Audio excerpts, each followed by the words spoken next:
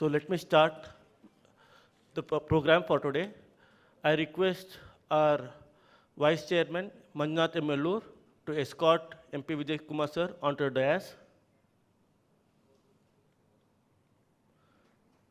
and welcome him with a floral bouquet.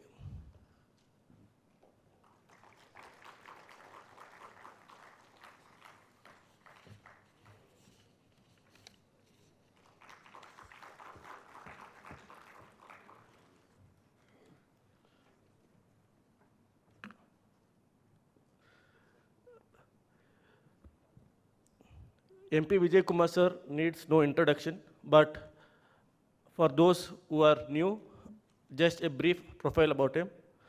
MP Vijay Kumar engaged with passion, pragmatic envisioner, and a proven executor.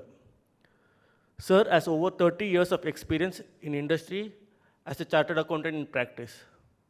He is currently the member of IFRS Interpretation Committee of International Accounting Standard Board. He is also the member of IFRS Advisory Committee and also was the IFRS committee in the Committee of IFRS for Small Medium Enterprises. He was a council member during the year 2016 to 22. He was a chairman of ASB, that is Accounting Standard Board, Valuation Standard Board, and DAB. He was the vice chairman of Expert Advisory Committee, Financial Review Reporting Board, Committee of Accounting Standards for local bodies. He is the current independent director of LIC, also the chairman of the audit committee.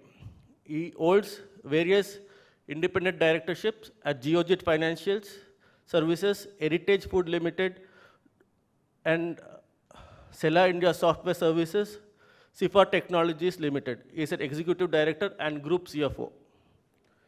He has authored more than 10 books for professionals regarding ICDS, IND-AS, audit and assurance standards, and for students related to corporate and allied laws, financial reporting, advanced accounting. And he has also won various awards. To name a few, Capital Foundation Society has awarded him, and CFO, he has got the CFO amongst the top 100 CFOs. With this brief profile, I welcome you, sir. I'd request Pramod to give a welcome address.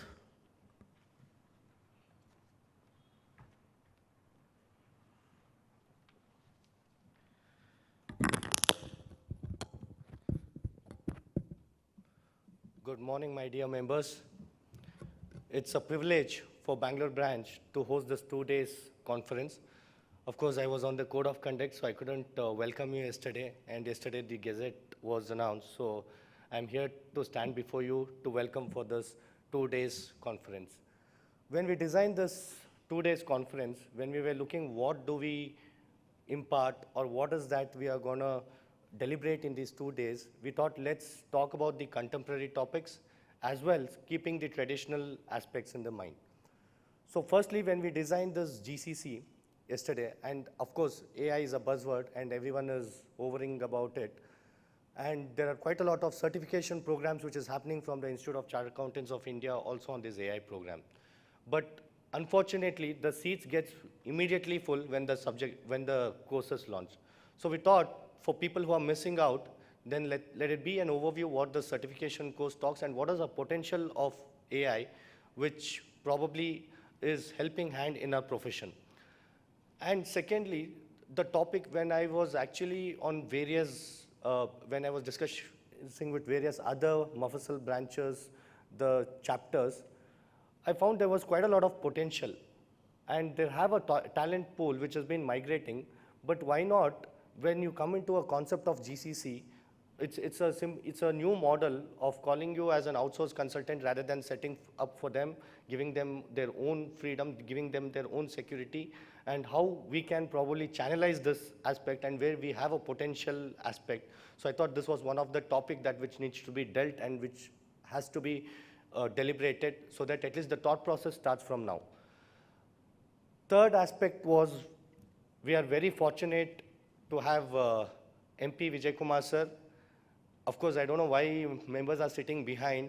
It's basically a privilege to see him much closer rather than looking at vacant seat. I feel it's a privilege to occupy front seats and watch him close over here.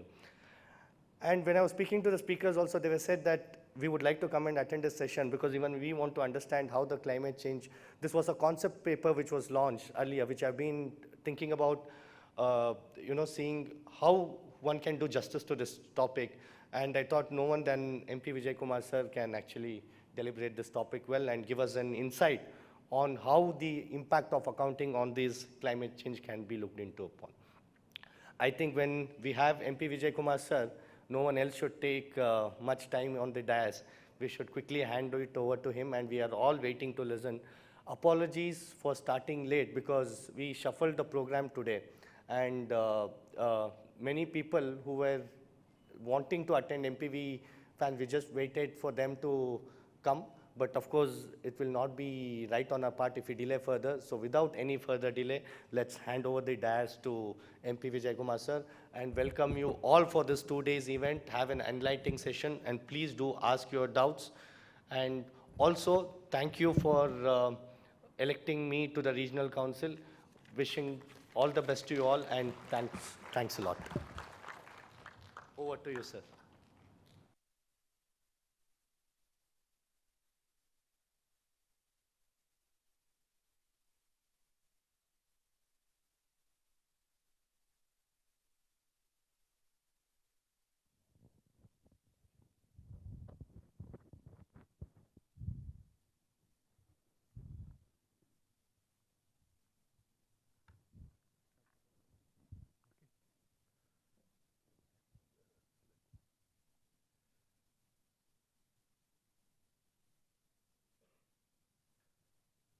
So very good morning to all.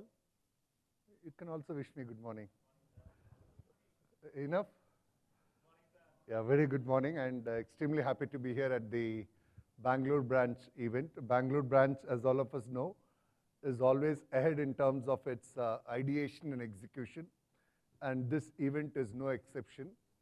And moment it's an invite from Bangalore, I hardly think about accepting it unless the calendar does not permit. And this girl Lata has been consistently following me through for various events. I'm so happy to be here today.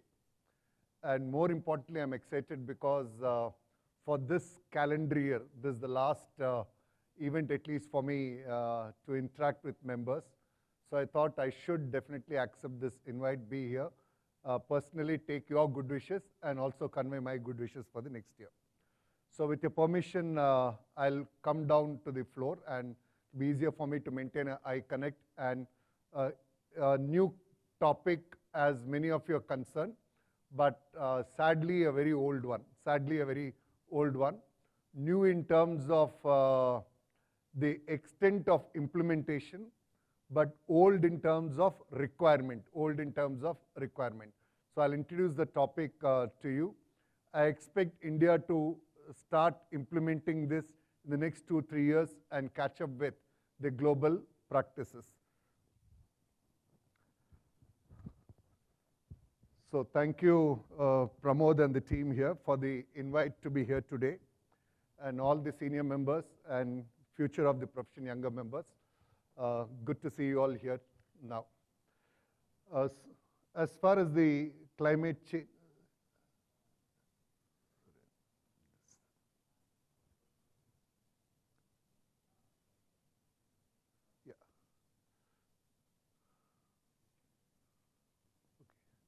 so as far as the climate change topic is concerned and the application of accounting standards as they exist now, application of accounting standards as they exist now, and all of us know we have two, at a high level, two accounting frameworks. One is the Ind AS framework, other is the accounting standards framework. So both of these accounting frameworks already have a requirement of accounting for the effect of climate changes, considering the potential impact of climate changes on the business is a requirement already set. I'll just introduce to you what those requirements as they already exist in the accounting standards are, global practices, and how we as a country can scale up in terms of making similar kind of considerations in the preparation of a financial statements. And just for your information, many of you might be aware, we also have an audit standard for non-financial information, particularly sustainability information, a standard called ISA 5000. So International Standard of Auditing 5000. That 5000 series, India Institute will sometime soon also bring it in place. As all of you know, currently BRSR, we had a requirement of reasonable assurance. SEBI last week or 2 weeks back has revised the requirement and taken a little soft approach of assessment for the time being and then going to a reasonable assurance. And for reasonable assurance, a standard like ISA 5000 will be important, and Institute will sometime soon notify as well. So whatever views I share are all my personal views and based on my professional experience. None of them should be aligned to the views of the Accounting Standard Board of the Institute, of which I continue to be part of, or of the IFRS Interpretation Committee, of which I am a part. Now, broadly, I'll cover the topic under 3 sections. Part 1 is climate changes in the financial statements which we all currently prepare, or which we all audit and issue an opinion. How do we consider the potential effect of climate changes? That's part 1 of the discussion. And in that part 1, I should draw your attention to the following. The International Accounting Standard Board has recently added 8 illustrations to IAS 1, which is the equivalent, which is the parent standard for Ind AS 1. And these 8 illustrations are meant to explain how the climate-related disclosures should be made while preparing the financial statements under IFRS, which is nothing but Ind AS, Ind AS and IFRS for all practical purposes are the same, and the same examples also hold good substantially to a large extent even for the accounting standards framework. So that's part 1 of the discussion. Part 2 of the discussion, the International Accounting IFRS Foundation has set up a sister board way back in 2021. And this board has done a phenomenal job in terms of organizing itself, and so far has issued 2 standards which are called sustainability standards. And these standards are sustainability disclosure standards. They are not intended to be recognition and measurement standards. These standards are meant only for disclosure of the sustainability related aspects of businesses. And as part of the annual report, all of us know we have financial statements on one side, you have director's report, MD&A, etc. on the other. All of them together come as a single package.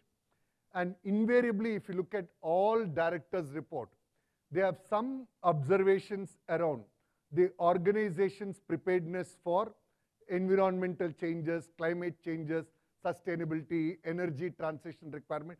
Every director's report has some paragraphs around that. The idea is to bring that information in a structured manner and with reasonable responsibility so that greenwashing is avoided, and that information should also become an assurance information rather than people write what they feel like. It should also be subject to test of assurance. So it's in that backdrop that we have IFRS S1 and S2. I'll do a very brief introduction of the same. And lastly, it's our time for discussion, whatever we want on this topic. I'll just start with this initial couple of slides. And this is the annual report of British Petroleum. And all of us know, in the context of climate change, environment, and all these discussions that are happening, there are few industries which each of us can very easily connect as heavily impacted by these environmental changes. One of that is oil industry, which is companies like British Petroleum, then mining industry, agri-processing industry, agriculture-based industries, tourism industry. So like this, there are several automobile industry, the ancillaries around automobile. All of these industries are expected to be substantially affected by all of these climate changes. I skipped some part of the discussion in interest of time because I assume all of us understand climate has an impact on the way businesses are done, whether it is availability of labor or demand for products. All of this, there are impact of climate. Take for example, holiday resorts. I don't want to name company. So holiday resorts, most of them have in hill stations. And just recall an incident like Wayanad which has happened. So those incidents have an impact on the resorts who run this kind of holiday resorts in various. Gururaj, come here. I'll get energy only there actually. I was missing all the energy. So both of us are sort of classmates. We passed out at the same time. So he's senior to me because he's more academically accomplished right from my CA days. Okay. So no, you can't. So come. Okay. So coming back here to the topic. So these are few slides, busy slides. I don't think you can read from the back, but nevertheless, I'm going to leave a copy behind for you. What you just need to see is these are published annual reports under IFRS, which is nothing but Ind AS. And in these published annual reports, part of financial statements, it is part of notes to accounts, part of accounting policies. These observations are there relating to climate-related changes.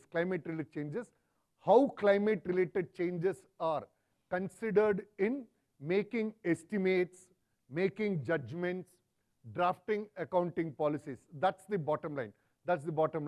So I'm just highlighting to you in these pages, British Petroleum, judgments and estimates, not all of which are significant, are made after considering climate change and the transition to a lower carbon economy.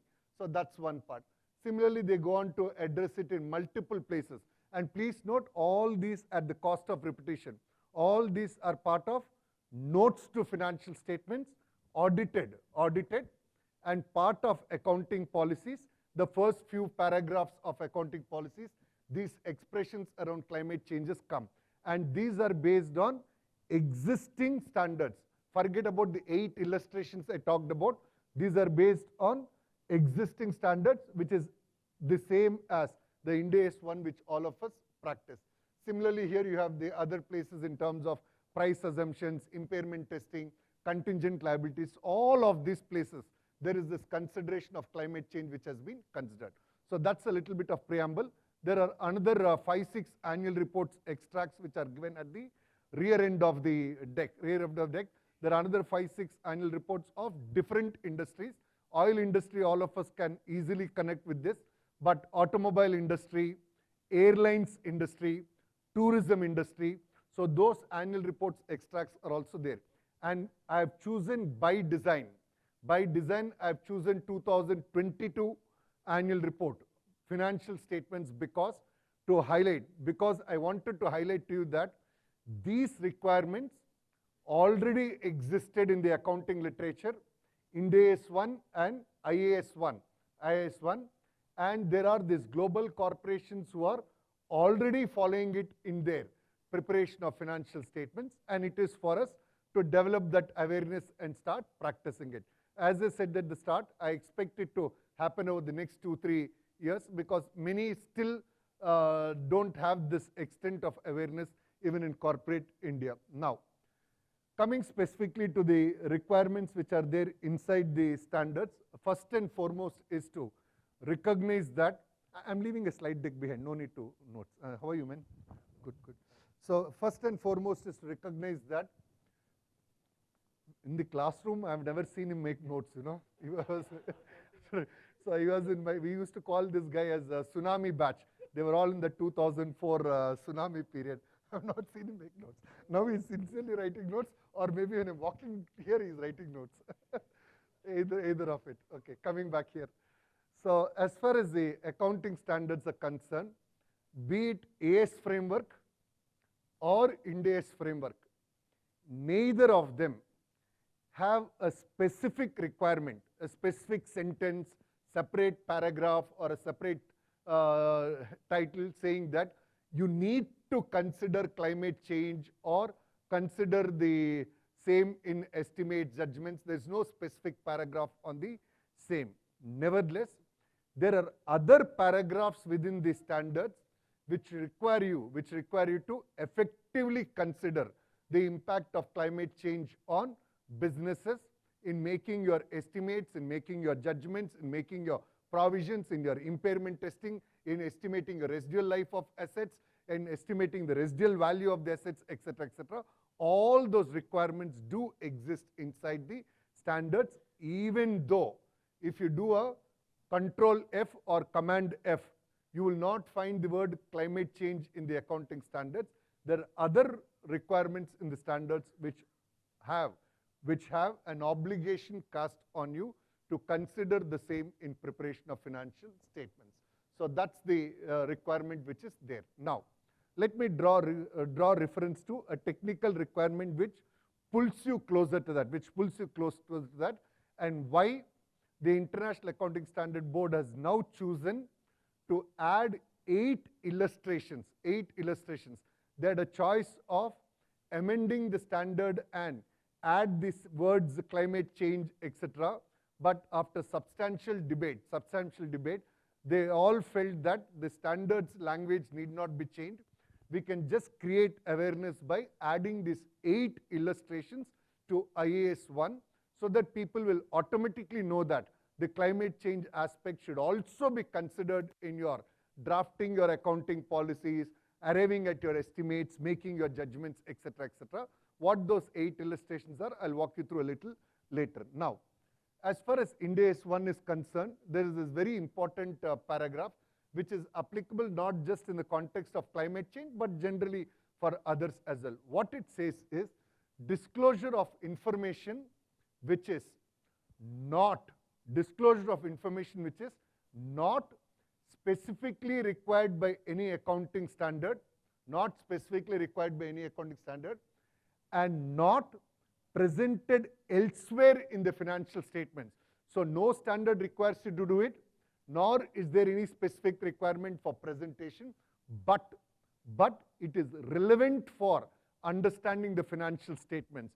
You need to necessarily make a disclosure of the same, because such information can be a material information, and material information, as all of you know, a couple of years back, the material information definition was clarified through an amendment to say that any information which can influence the decision making of the user of financial information, or any information which has a tendency of obscuring, that information will be treated as material information. So in that particular context, it says that wherever additional requirements, information requirements are there for understanding of financial statements, you need to necessarily give, including those relating to climate related matters. So within Ind AS 1 and the other framework, accounting standards framework, which is AS 1 and AS 5, so these standards have this requirement where all the assumptions which are made for arriving at the carrying amount of assets and liabilities. For example, you have your property, plant, equipment, you have decommissioning responsibility. So I have to decommission a particular factory after 20 years, 25 years, whatever soil I have dug, I have to bring it back to the normal condition, create adequate green belt, whatever decommissioning obligations are there. All those decommissioning obligations do affect the carrying amount of asset and the carrying amount of liability. So those requirements are spelled out there, and while doing that, you also need to consider the climate related matters. And on climate related matters, please note, there are broadly 2 categories, there are very high level 2 categories for understanding. One is an easy one, which all of us would like to connect with and easily absorb, which is a regulatory requirement. So if a regulatory requirement comes and tells, after 2030, no more ICE vehicles, no more internal combustion engine vehicles. Like for example, in UK, they had this plan of almost replacing within the city of London, replace all the ICE vehicles by EV vehicles. So if there are some regulatory requirements like that, or regulatory requirements can be that with reference to some levels of pollution, water usage, etc., etc. So those kind of climate related aspects, one, wherever regulation is there, people will factor it in arriving at the remaining useful life of asset, residual value, estimated cash flows for future impairment, etc. People will consider. But the second one is regulatory requirement may not be there. But we know that these kind of climate changes, environmental changes, are likely to fundamentally impair the recoverable value of my assets, my earning potential, etc., etc. I'll give a couple of small examples. Take, for example, the automobile industry, the automobile ancillary industry and all.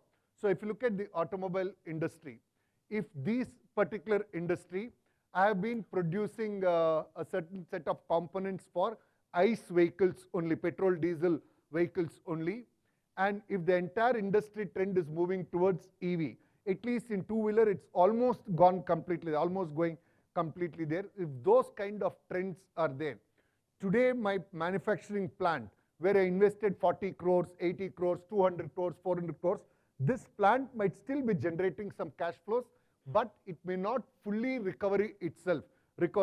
I may have to, at some point, decide that I will run this for another 2-3 years, but parallelly build capabilities to be relevant for the EV industry. So I should retire these assets ahead of my earlier plan.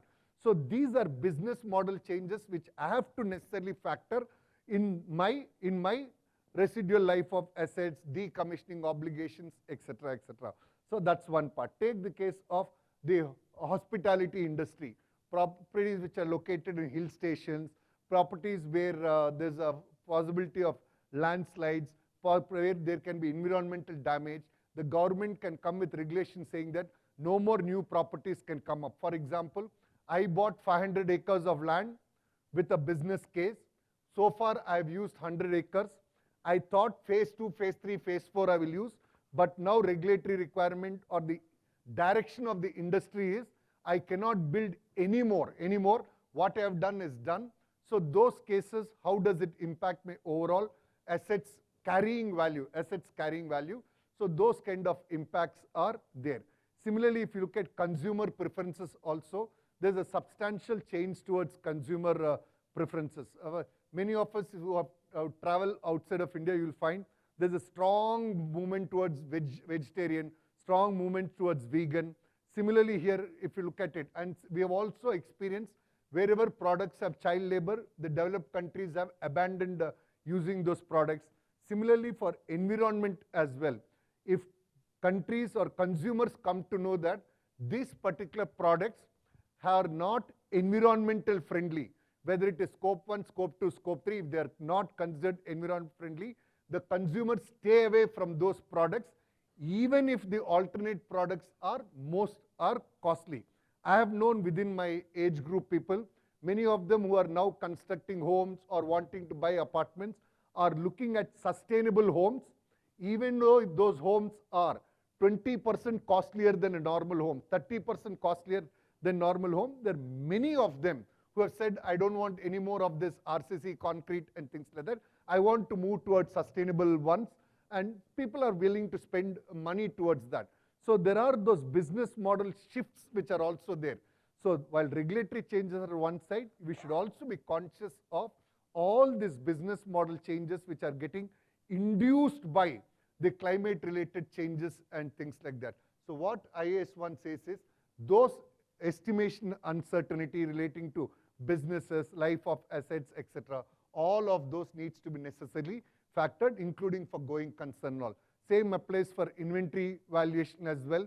With all of the climate changes which are happening, some of the items of inventory which should have a shelf life of 60 days, the shelf life just becomes 30 days. So shelf life is not the same as what used to be there earlier. For example, you have very unseasonal rains in some places, and the consumption pattern drops, so you're not able to carry the inventory for long, and it becomes perishable. Also, many occasions where the heat levels are much higher than what it is, and your normal temperature and all is not able to sustain it. So there again, inventory gets impacted. So how do we factor that in our NRV? The third is relating to our income tax, whether it's AS12 or Ind AS 12 or AS 22, where your deferred tax asset on losses, last 2-3 years of losses, I can get the tax credit provided I make for profits in the future. So while considering profits in the future, you also need to factor in the aspect that the climate-related effect, whether it is regulatory requirement or business model effect, how does it influence my profit generation ability over the next 2-3 years? So is my profit generation ability same as what it was earlier, or do these climate-related changes impact my ability to generate adequate profits to get the benefit of tax losses, and consequently the deferred tax asset? Should I continue to carry it, or should I write it down? Should I write it down? So that's again a requirement which is there within the standards itself. Then comes standards on property, plant, equipment, and intangible assets. I'll not stretch it long. So life of the asset. So life of the asset in particular environmental conditions is 15 years. But given all the changes which are happening, whether it is increasing heat, higher rainfalls, threat of flooding, all of those which are there, so your life may actually come down from 15 years to 10 years, come down to 12 years. So you need to relook at your life period in which you have to write off your depreciation. Same applies with the residual value estimation which needs to be done. Same with impairment as well. So while considering impairment of asset, you invariably consider future cash flows which are there. And while looking at future cash flows, all of us as a thumb rule take 5 years. Some of us take next 7 years of cash flows which we take. So when you take those future cash flows, and you know that there is so much of conversations which are happening around climate change, energy transition, all of those stuff, when these changes are happening, how will my business model survive? So what is the projected cash flows, revised cash flows? And please note, when you do this climate change, there's a capital cost. The cost of operations can be higher also. Like renewable energy, many people think renewable energy is available at less than the brown energy power, but it comes with substantial capex, and more importantly, it comes with a higher risk. Typically, your renewable energy cost is less than brown energy which you get from the electricity department, because you sign up 15-year contracts, 20-year contracts and all.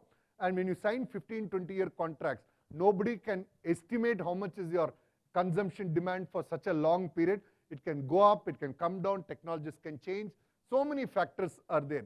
So it's not an easy decision for corporates to just say that I'll move to renewable energy and all. It's not an easy decision because they have to take a 15-year bet or a 20-year bet. So that confidence on the business model should be there. Otherwise, you generate renewable energy and you're not able to consume it. You have to sell it to grid many times at a loss. Or if you're not able to consume, sell it in the exchange at a loss. And those losses are quite substantial. So all those aspects are to be considered in our impairment testing as well. Same with Ind AS 37 with reference to estimation of provisions for the future, whether it is provisions relating to decommissioning, provisions relating to your warranty obligations and all. Like for example, I sell refrigerators, I sell air conditioners, I sell whatever electronic products. Particular external weather conditions, warranty is good. Warranty is good for 5 years. But if the weather conditions are changed, that 5 years back assumption may not be valid. That 5 years can be very onerous on you, where you may have to replace the products in between, spend substantial money on repairs and all. You can't still live with that same 5 years if the external weather conditions have changed. So all those aspects needs to be considered in your provisioning as well. Then comes the interesting one on Ind AS 107 and 109, that is on financial instruments. On financial instruments, you are required to make disclosures where the user of information can understand the risk of the investments which are there. So how much of these investments are in industries which are less affected by climate change, industries which are prone to climate change. I can tell from my little example of being in the investment committee of LIC or in a few alternate investment funds. Every investment committee now, while they still participate in brown energy consuming industries, while they still participate, every investment is evaluated based on how this particular business will survive the environment changes which are happening. Every investment committee, some bit of conversation invariably happens on what is the climate effect, change effect on this particular industry before they do it.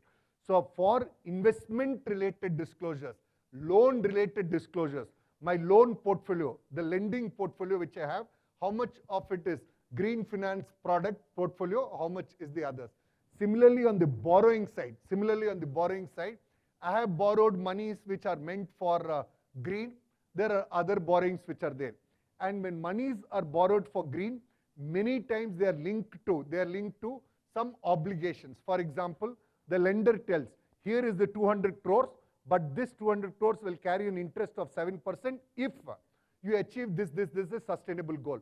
If you don't achieve these sustainable goals, the interest rate becomes 9% or 10%, whatever be it. So those cases, there are those embedded derivatives which are there. So as a borrower, IFRS 7, IFRS 9 has specific requirements on how do you value those derivatives, how do you segregate them and account for the same. All of those are already part of existing accounting literature, and in the market as we speak today, there are a lot of loan products and disbursements actually happening with conditions attached to sustainability related initiatives. So those kind of loans, you have this segregation requirement. Similarly in IFRS 9, the expected credit loss valuation which is there for impairment of financial instruments. So while doing your ECL model, while you look at the past trend of your impairments which are there, so if you look at your ECL requirement, it says take the past trend of your losses, but also factor for all macroeconomic adjustments which are required for the future.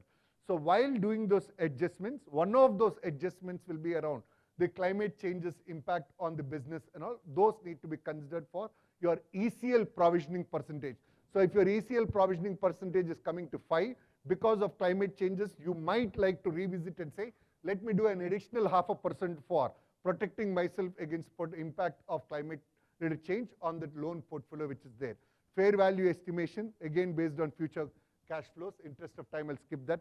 Same with insurance contracts. Insurance industry is one of those heavily impacted industry because of the climate related changes, more particularly the non-life insurance, So place like Chennai, by Bangalore also we had heavy rain, sudden, and when rains come, the infrastructure is meant for rains for continuous 2 hours. If rain comes for 4 hours, no infrastructure can bear it. It's true not just in India, any part of the world. I've seen rest of the world also, no exception.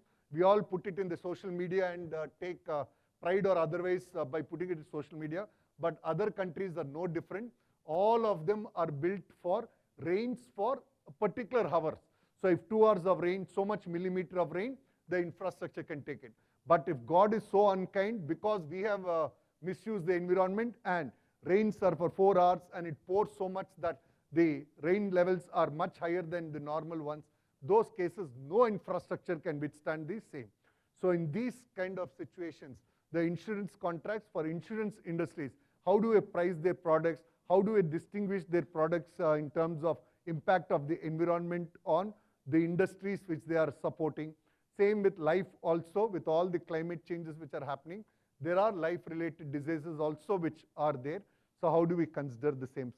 So these are 8 examples. Let me come to the second section, which is the 8 examples which are there. As far as these 8 examples are concerned, they have just been added. They've just been added a month back in the IAS 1. our Ind AS 1, we will not add the 8 examples because we have not brought in examples into the standards. But what the Accounting Standard Board most likely will do is, those examples, they will add it into the education material and run capacity dissemination, knowledge dissemination events like this, so that these 8 people start complying with it. And these 8 will not have an effective date. These 8 will not have an effective date that it will apply from 2027 onwards, no, because the IASB stated position is, this is the requirement which is already there. I am helping you, I am clarifying you by giving you these examples for you to understand how this has to happen. That's how these 8 examples have been drafted. So broadly, these 8 examples are as follows. The first 2 examples are about connecting the dots, connecting the information which is there in the financial statements with the information which is there outside the financial statements. Information inside balance sheet, P&L, notes to accounts, and outside financial statements. You call it director's report, call it MD&A, call it whatever nomenclature, whatever is there outside. How do we connect the two? Connect the two. They are given 2 examples. Both the examples are there in the subsequent slides, but I will sum it up briefly for you. What these examples are 2 examples. One is an example where I am an industry, one is a capital intensive industry. I am prone for climate related changes, but I am a 30-year-old company, 40-year-old company. My assets are all already written down value is low and all. So I don't have a financial impact on my assets because assets are already substantially written down. So I am subject to this climate related impact, but I don't have impact on financial statement. So what this illustration says is, even though you don't have an impact on your carrying value of assets and liabilities, you have to make a disclosure. You have to make a disclosure that this has been considered and that there is no impact on the same. So that's the requirement which is there, illustration number 1. The second is a opposite kind of an illustration where here is an industry which recognizes that there is a change in the climate, all the kind of stuff, and it recognizes that they won't have much impact on assets and liabilities. They are taking steps to procure renewable energy, all those things, but the effect of the climate on for their business operation is expected to be low. It's a service related services organization. So for that organization, there is no requirement to make a disclosure. So they're given 2 examples where both examples, there is no effect on your asset and liability valuation, but one case the climate change affects your industry, other case it does not affect. First case you have to make a disclosure as part of your notes to accounts, financial statement. Second case it is not required. Then there is disclosure information about assumptions. 4 examples have been given, 4 or 5 examples given. So these examples are relating to impairment of assets. Whatever assumptions you have considered because of climate change, make a disclosure of the same. Similarly for intangible assets, we all know intangibles without finite life and other intangible assets, those which don't have a finite life, we test it for impairment regularly. So there again, the fact that you considered this, you have to make those disclosures. Similarly, another example is on financial instruments, which I talked about. Another example is on decommissioning liabilities. So 4 examples they have added. They have added these examples for telling that these situations you are required to make this kind of disclosures in your financial statements. And last is an interesting one on disaggregating information. This is a requirement which is there in IAS 1, which is to be replaced by IFRS 18. IFRS 18. In India, it will become Ind AS 118 from 1/4/27. From 1/4/27, IAS 1 will get replaced by Ind AS 118, and Schedule 3, whatever 2 divisions you have, those will go off, and you'll have some other fresh document for the format of income statement and all which is there. Now, as far as the disaggregating information is concerned, what it says is, let's take a company like TVS Motor. They would have manufacturing plant, which is ICE vehicles, manufacturing plant which are for EV vehicles. So manufacturing plant. So property, plant, equipment, what it says is when you disaggregate your property, plant, equipment, machinery, land, building, machinery, furniture, vehicles and all. So when you do the disaggregation, wherever there are similar characteristics. So these characteristics are all those which have impacted because of climate. Those assets you show separately.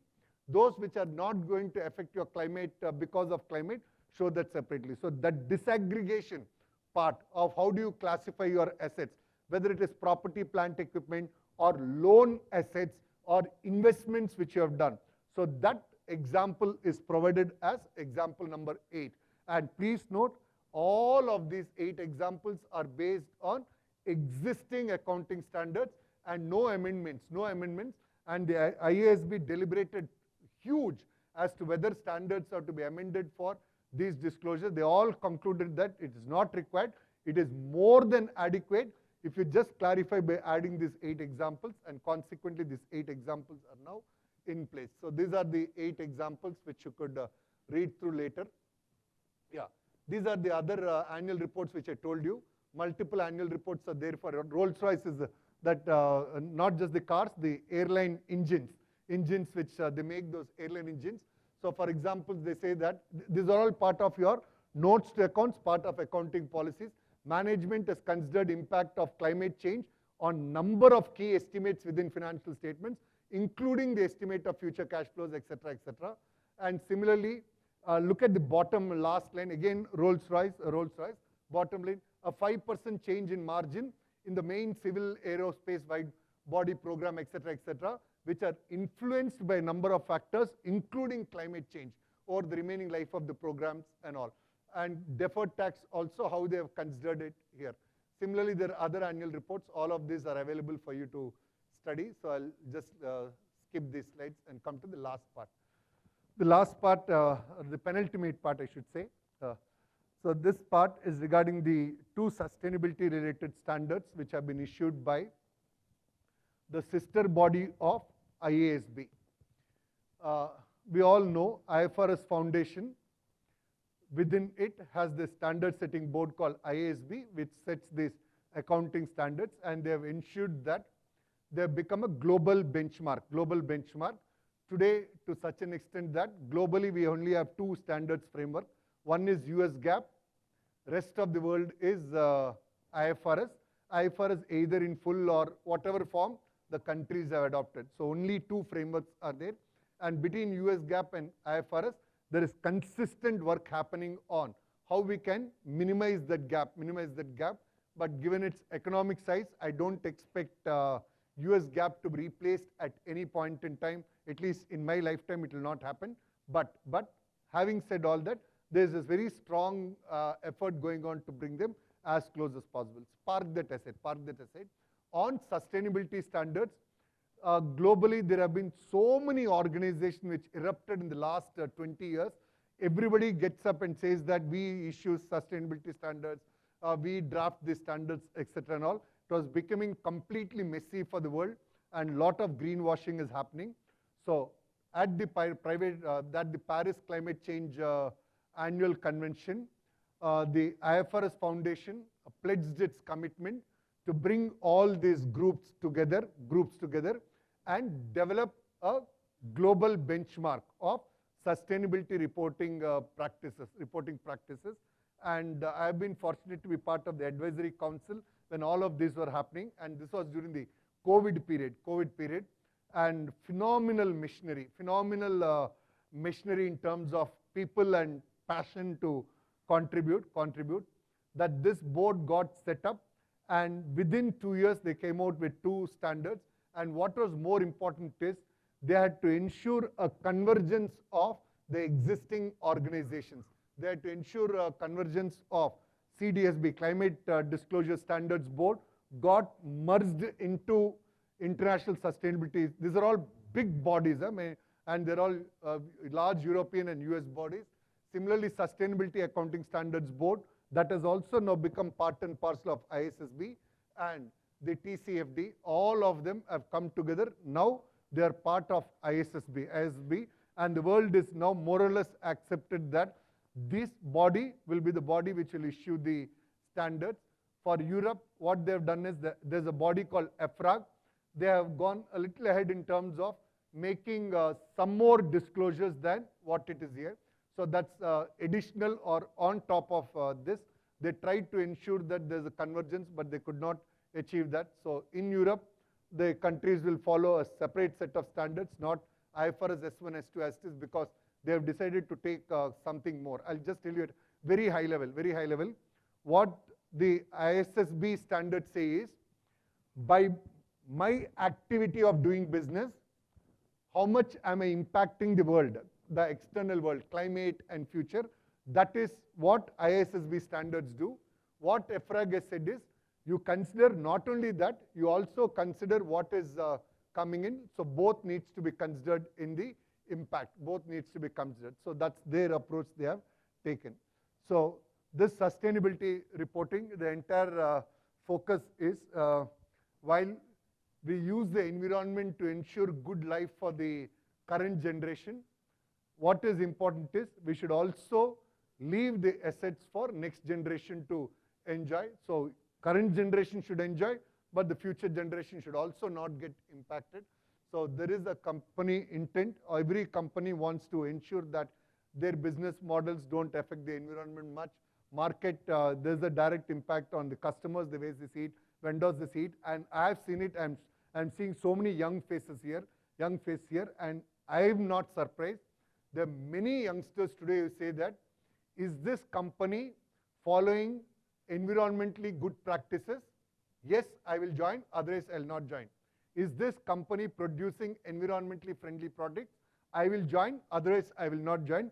I have come across many youngsters who have made this choice extremely clear. And I've also seen kids as small as 19, 20-year kids saying that even though the EV vehicles have some limitations in terms of recharging, the price is little high, etc. There are many kids who say that I'm happy traveling by public transport. I don't want to use my private vehicle. And they're happy to go for EV, even if it means some compromise on various things. These are all very positive signs from the next generation, and it's important for the current generation to start understanding the same. So there is that market observation, which a result which is the outcome, and stakeholder inference.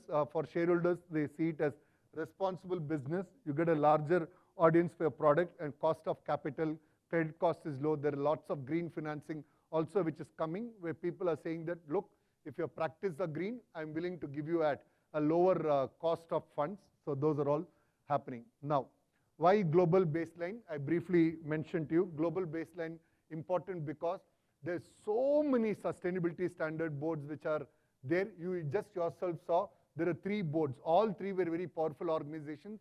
So some companies were following CDSB, some were following SASB, some were following TCFD, and it was all confusing to the people. So there was a need for having a global baseline and have something which is very reliable, measurable, and good for the capital markets at large. And ISSB has so far come with 2 standards, and more standards will come in the next 3-4 years. But to begin with, 2 standards have come. IFRS S1, and please note, ISSB standards are only disclosure standards. They are not recognition and measurement standards. So there is nothing which will come inside the balance sheet, P&L, notes to accounts, cash flow, no.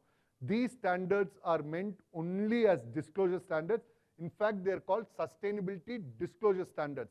The IFRS accounting standards now are, earlier we used to call it IFRS, now they are called IFRS accounting standards, and they are called IFRS sustainability disclosure standards. So 2 products are there. One is a red product, other is a blue product. Red is the IFRS accounting standards. Blue is the IFRS sustainability disclosure standards. So 2 products are there. So these are the 2 standards which have been issued. The first standard is mother standard, where it says that depending on whatever industry, whatever business you do, there's so many things which affect your business in terms of sustainability. So make disclosures of the same. That's one mother standard. The second standard is specific on climate impact. I'll spend a few minutes on that standard. So specific one on climate-related disclosures. How do you identify impact of climate on your business, and your business, how does it impact climate, and what is the governance framework you have, what is the risk management framework you have? All those disclosures needs to be done.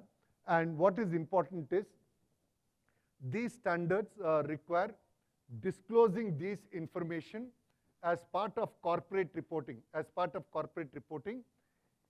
along with the financial statements, and not independently.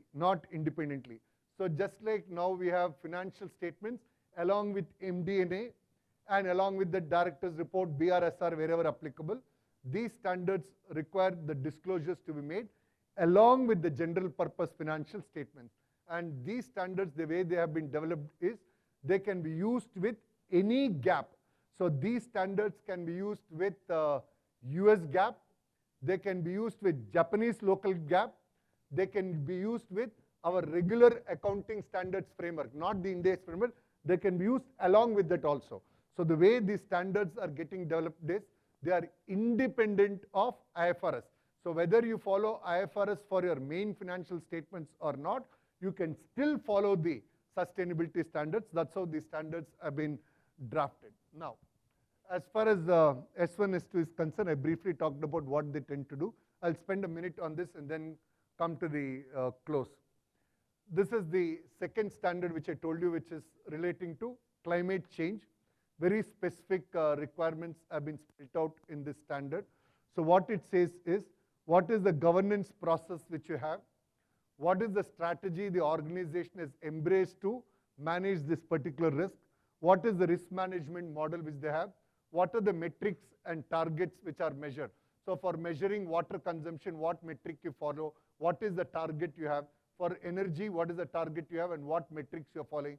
So what are those metrics and targets you have to disclose?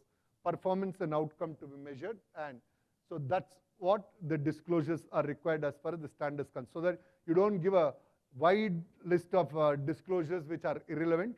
So it's all focused and they're comparable. They all will be XBRL information. So company A, company B, company C, all of them will become automatically comparable. So that's the background on which how this particular standard has been drafted. So with this, let me conclude. I'll leave 7-8 minutes for discussion and then conclude. Yeah, please.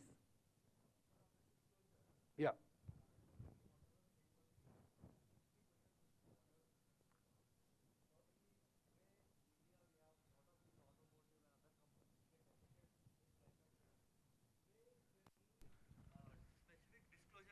Other than what is stipulated in the accounting standards, which we already know, like for example, impairment and others. I'm talking about, you mentioned about some 2-3 organizations, right, where companies follow different disclosures to, which is ultimately coming under IASB. My question is, in India, are there any companies first doing this type of disclosures, or is there any organization in India which companies follow to do these additional disclosures from a annual report perspective? That is first question. Second question, which is again puzzling me, is these disclosures, are they forming part of our notes to accounts where as auditors we need to sign off, or these disclosures are in addition to financial statements which ultimately I will not sign off? That is very important for us to understand from audit perspective. These are the two broad questions. So, and then one last question, sir.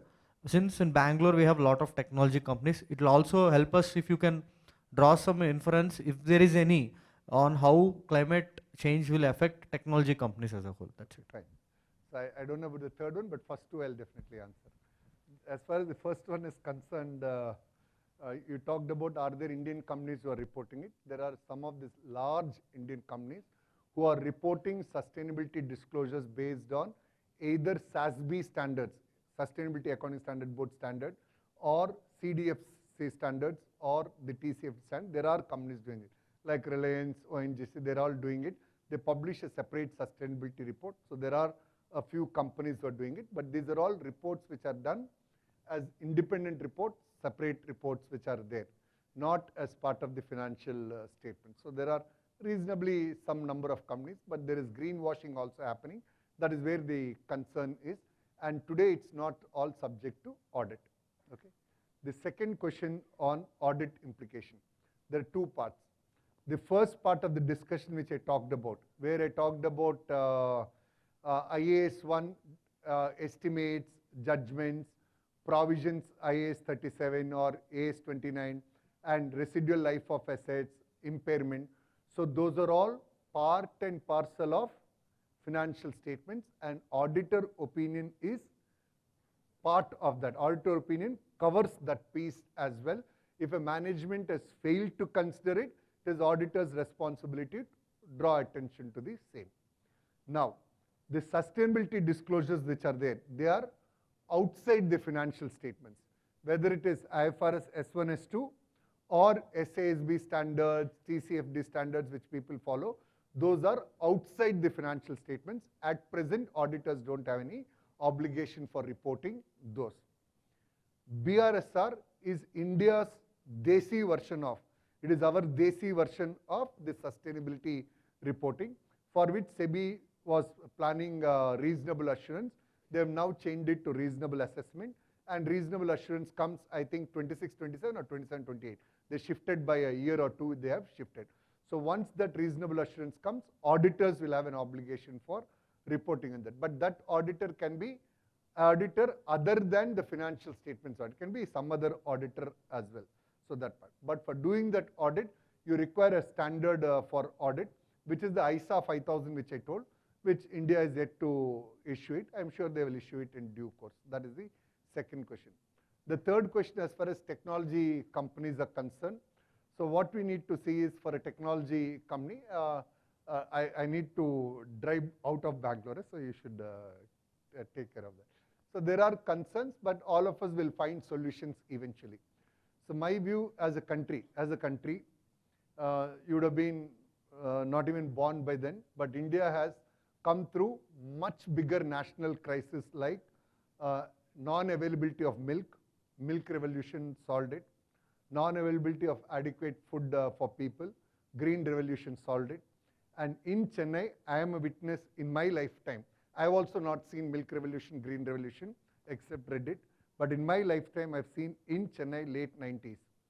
We had severe drought. Water availability in Chennai was very difficult. In fact, when I moved to Chennai, whole city was water tankers all over. The government ran an initiative of rainwater harvesting, ruthlessly ran it for 2-3 years. Today, water tankers are a rare sight in Chennai. So whenever the political will comes and the situation demands, I strongly believe India has that capability. Irrespective of political requirements, every government, central, state, local, will rise to the occasion. So we currently have this problem of climate change, and governments have limited resources, whether it is money or other resources, they're very finite resources, and you have to take care of social alleviation as well as infrastructure. So today, if you look at it from very simplistic point of view, if a city is going to struggle with drinking water, if a city is going to struggle with infrastructure, if a city is going to struggle with some rains and work getting dislocated for 4 days, 5 days, the logical conclusion with industries will move out. We have seen it in US, Detroit. The automobile industry has eventually moved out, and Detroit today is a bankrupt state. So those things are theoretically possible. So for technology companies in Bangalore and all, I don't see climate being such a big influential, but can we ignore and be peaceful? No. And I think all corporate citizens are getting alive to the situation, and we will all collectively solve it. Infrastructure is a serious issue, but we should also understand it comes with a lot of money. While we can tell money is available, we should also, only if you know the political landscape well, you will know how much of downtrodden people are still there, and the need for welfare schemes to go there to bring them up, because that is essential. People can say, put it in infrastructure, why welfare schemes? But welfare schemes, they do make a lot of difference in social upliftment. So it's a balance which will happen.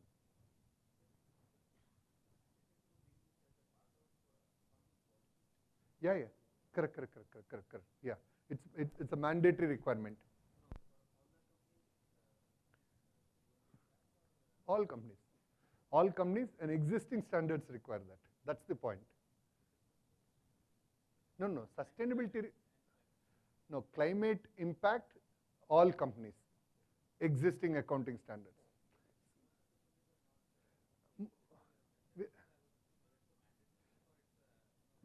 Standards are mandatory, so consequently it is mandatory for all of us. So as I told, in India that awareness, etc. is not there. But having said that, I can tell you I am also aware, but for my company have I done it? No, because you have to go with the ecosystem. If you do something and others are yet to catch up, then it will have different repercussions where people read it differently also. So you have to handle it gradually and scale it up. My view, these 8 illustrations which are now become part of the standards will ensure that next 2-3 years, many companies will start making those disclosures. I expect at least from March 26 annual reports, I expect many companies to start following this kind of impacts or disclosures relating to considering it in arriving at estimates, judgments and all. So it will happen.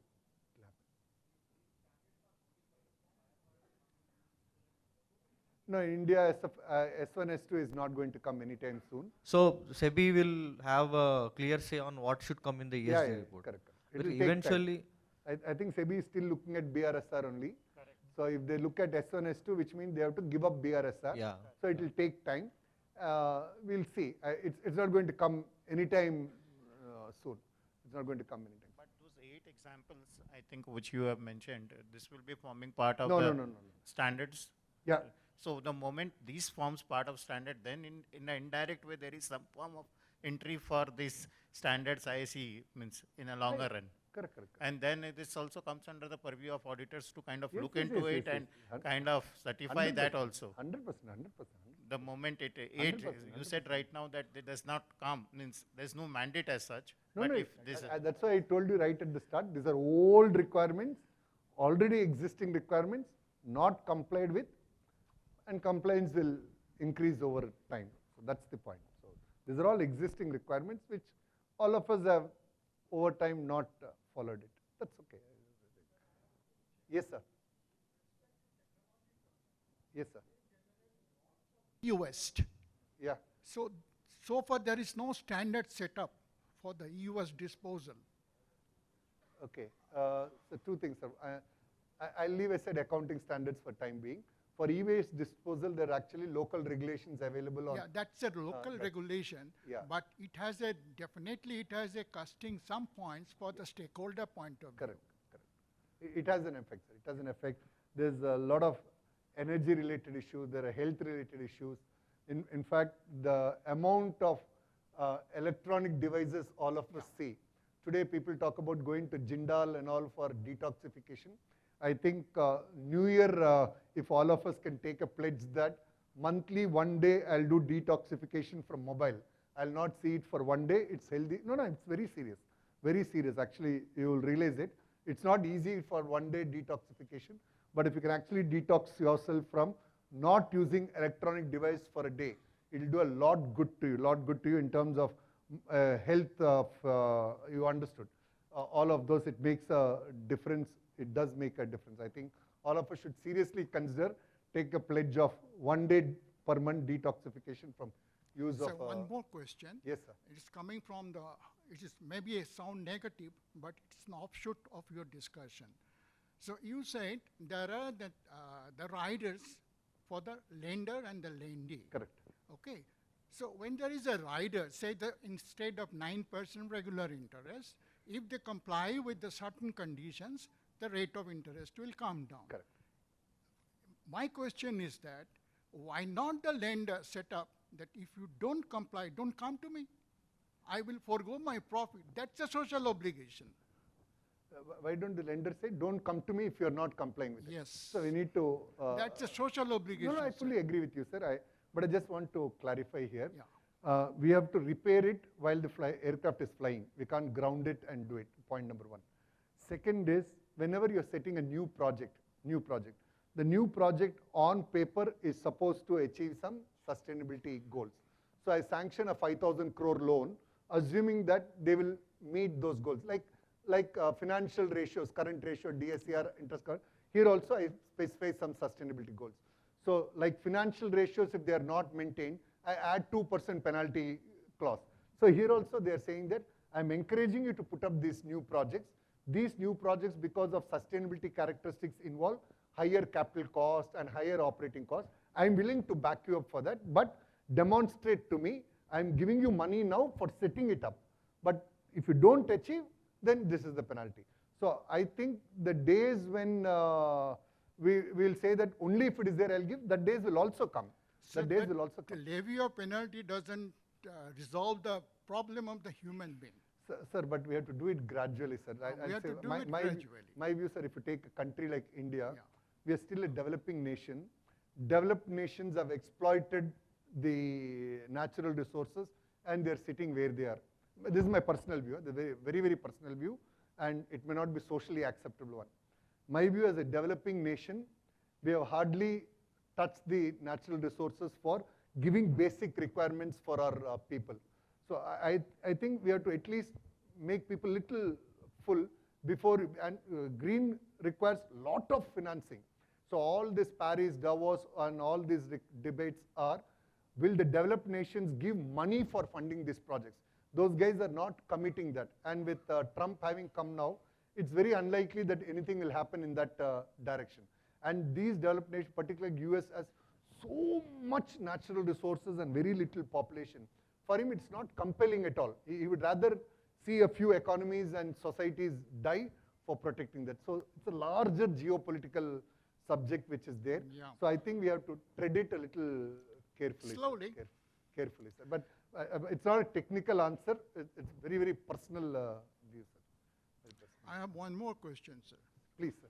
Uh, We'll conclude with this crowd with your permit me to permission. call. Yes, sir. So there are certain, with respect to the reporting, there are certain threshold limit. Yeah. This is the 500 crore company or 1,000 crore company. But when we talk about the petroleum downstream company, may not be coming to that threshold, but they are a bigger polluter. Correct. How to solve that problem? So that problem is taken through this supply chain considerations, sir. We have this SOC 3 requirements actually in terms of our overall value chain. So those companies also get covered. In fact, today many of us small enterprises, SME, MSME, why SME, sir? Micro. If I'm part of a supply chain for large, the large company is actually asking me to do it. So now they have some thresholds like up to 20%, 80% and things like that. But these entities also, they are encouraging and supporting them to comply with the environment requirements. So it's happening, sir. So namaskar, sir. Kaise hain, sir? Thank you. So thank you all for your patient listening. It was good engaging with all of you. My sincere wishes for a very happy 2025 to all of you, and thanks to Pramod and team for the invite and hospitality to be amongst all of you today. Thank you all and enjoy the conference.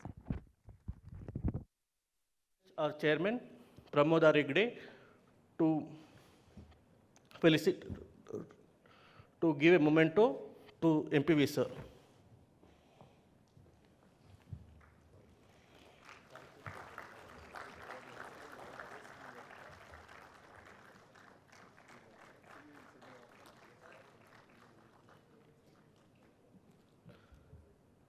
Thank you, Pramod.